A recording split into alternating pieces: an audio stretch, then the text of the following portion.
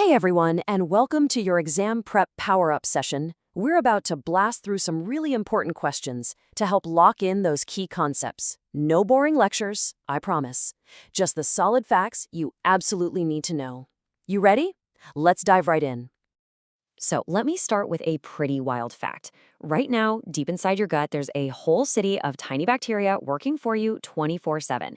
And they're not just hanging out, they're basically your own personal vitamin factory, making vital stuff you need to survive.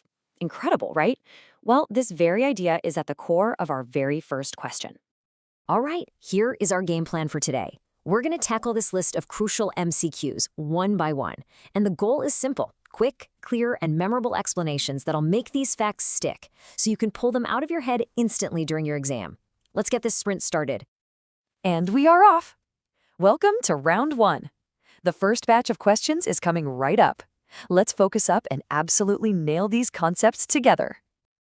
First up, a question that connects our body's internal ecosystem directly to our health. It's asking about the link between the good bacteria living in our gut and the production of vitamin K. Let's break down this amazing teamwork. The core concept here, the big word to remember, is symbiosis. Seriously, just think of it like the perfect roommate situation. We give the bacteria a safe place to live, our intestines, and in return, they pay rent by making vitamin K for us, which is absolutely essential for blood clotting. It's a total win-win. So if someone's gut bacteria get wiped out, say by a strong course of antibiotics, their vitamin K levels could drop. Makes sense, right? So, quick cross question. Is this a parasitic relationship or a mutually beneficial one? Recall, it's mutually beneficial. That's symbiosis in action. Okay, moving on to a clinical scenario, you've got a patient, and they're getting mannitol through an IV drip. Out of all the things you could check, what is the absolute number one most important thing you have to keep your eyes on? This is a classic patient safety question. The key here is surprisingly simple. Mannitol is what we call an osmotic diuretic. Now, that's a fancy term, but basically it's a super flusher. It makes the body produce a lot more urine by pulling extra fluid from the body's tissues. So the most crucial thing to monitor is urine output, because if too much fluid leaves the body, the patient can get severely dehydrated. So, why is this so critical? Recall, to prevent dehydration and electrolyte imbalance. It's all about that balance. Yad rakna. All right, question number 3. This one is all about connecting the dots between a specific viral infection during pregnancy and a very particular birth defect. So what's the most common heart problem seen in babies who are born with congenital rubella syndrome? And the answer you need to lock in is patent ductus arteriosus, or just PDA for short. For your exam, just build this simple little chain in your mind. Rubella leads to heart problems, and the most common one is PDA. And what exactly is PDA? Well, it's basically a small opening between two major blood vessels near the heart that's supposed to close right after birth, but in this case, it stays open. So just repeat it with me. Rubella leads to PDA. That simple association is pure gold for recall. And that's a wrap for round 1. You are doing an awesome job. Let's keep this energy going as we head straight into round 2. New questions, same focus. Let's go. Okay, this next question is about a term that often trips students up. Primordial prevention. It sounds really complex and academic, but trust me, the idea behind it is actually super simple and really powerful. So what does it really mean? This slide shows the difference perfectly.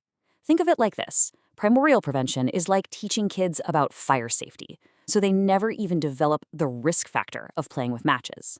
An example would be promoting healthy eating in all young children so that obesity never even becomes a problem for them later in life. Primary prevention, on the other hand, is like seeing a little bit of smoke and putting it out before it becomes a huge fire, like helping an adult who is already overweight lose weight to prevent heart disease. So which one happens earliest? Recall, primordial. It gets to the problem before the risk even exists. Samjhe? Now for another really critical clinical question. When a patient has severe burns, they lose a lot of fluid and need a massive amount given back through an IV. What is the single most important factor used to calculate exactly how much fluid they need? And the answer is beautifully simple. Body weight. That's it. That's the cornerstone of the whole calculation. Famous formulas that doctors use, like the Parkland formula, are based entirely on the patient's body weight in kilograms. So for any burn patient, Getting an accurate weight is the very first, most vital step to get the treatment right. Time for a major safety alert question. A patient has increased intracranial pressure, or ICP. That means there's dangerously high pressure building up inside their skull. There is a common procedure that is absolutely 100% forbidden in this situation. Which one is it? The absolute no-go, the procedure you must never do in this case, is a lumbar puncture, or LP. And here's why it's so critical. Think of the skull as a sealed, high-pressure container. If you suddenly poke a hole in the system lower down in the spine with an LP, the fluid rushes out.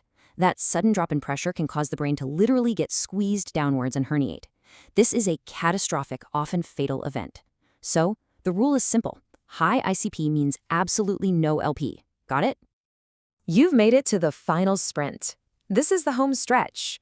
Just a few more quick-fire facts to lock into your memory. This round is all about rapid recall. Let's finish strong. Here's a classic public health question for you. When a baby comes in for their 6-week checkup, they get a standard set of vaccines. Can you remember the key ones on that list?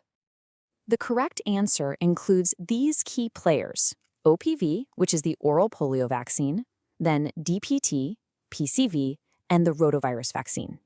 The easiest way to remember them is to think of them as the baby's first team of superheroes. They're frontline defenders, protecting them from really serious diseases right from the start. Just remember that group for the 6-week mark. And now for something a little different, a general knowledge question that has a funny way of popping up on exams when you least expect it. There's a state in India that has this beautiful nickname, the Scotland of the East. Do you know which state it is?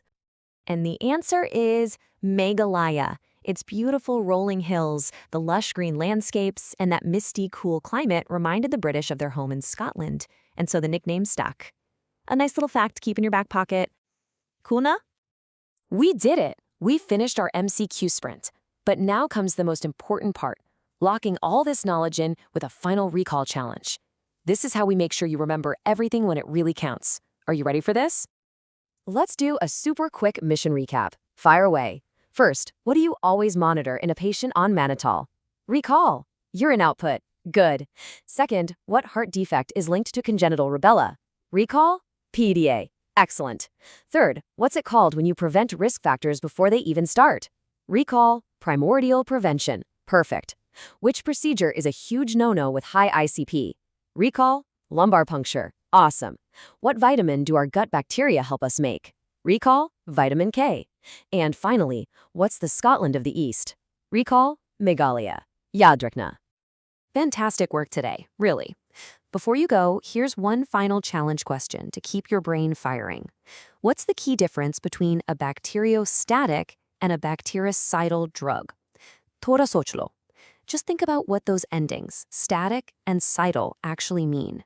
Keep that curiosity going, and I'll see you in the next explainer. Keep studying smart.